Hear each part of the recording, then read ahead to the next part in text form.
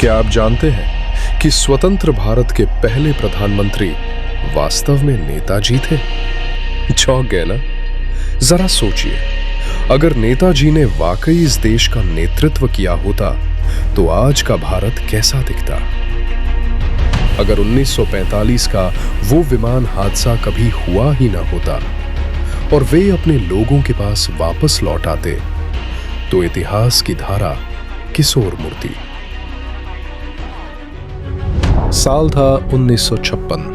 Britain के पूर्व प्रधानमंत्री क्लेमेंट एटली भारत में थे। जब उनसे पूछा गया कि अंग्रेजों के भारत छोड़ने का असली कारण क्या था, तो एटली ने सिर्फ 3 शब्द कहे, आजाद हिंद फौज। और जब गांधी जी के प्रभाव पर सवाल हुआ तो एटली के चेहरे पर एक ठंडी मुस्कान थी और उन्होंने फुसफुसाते हुए कहा, मिनिमल, यानी बहुत ही कम। ये कोई कहानी नहीं है, ये सच है उस इंसान का जिसने ब्रिटिश साम्राज्य की नींव हिला दी थी। अगर नेताजी हमारे पहले प्रधानमंत्री होते तो भारत का मानचित्र आज कुछ और ही होता। विभाजन? नेताजी इसे कभी होने ही नहीं देते।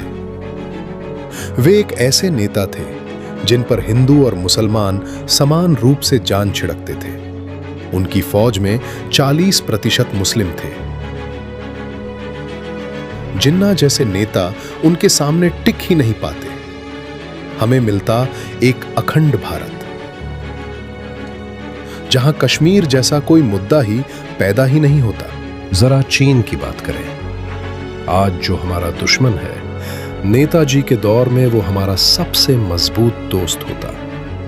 उन्होंने चीन की मदद के लिए एम्बुलेंस भेजी थी। वे तिब्बत को एक स्वतंत्र बफर स्टेट बनाए रखते, जिससे आज की सीमा समस्याओं का जन्म ही न होता। भारत को महाशक्ति बनने के लिए दशकों का इंतजार नहीं करना पड़ता। हम हथियार खरीदते नहीं, खुद बनाते। हम बहुत पहले परमाणु शक्ति बन चुके होते। लेकिन एक सच और है, कागजों पर ही सही, वे पहले प्रधानमंत्री थे। 21 अक्टूबर 1943 को उन्होंने सिंगापुर में आजाद हिंद सरकार की घोषणा की थी। 11 शक्तिशाली देशों ने उस सरकार को मान्यता दी थी। अंडमान में पहली बार तिरंगा उन्होंने ही फहराया था। असली आजादी की नींव तो वहीं पड़ गई थी। तो फिर आज उनका सपना अधूरा क्यों है? 70 साल बाद भी गरीबी और भ्रष्टाचार का साया क्यों है? क्या इसी भारत के लिए उन्होंने अपना लहू बहाया था? नेताजी शायद आज हमारे बीच नहीं है, लेकिन उनकी आग वो आज भी हमारे सीने में होनी चाहिए। वे इतिहास की धूल में खोए नहीं हैं।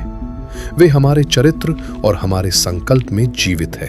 आपको क्या लगता है, अगर लाल किले पर पहला झंडा नेताजी ने फहराया होता तो आज हम कहां होते? अपनी राय कमेंट में जरूर दें। और अगर आप भी उस अखंड भारत का सपना देखते हैं तो इस वीडियो को हर भारतीय तक पहुंचाएं। क्या नेताजी गुरनामी बाबा थे?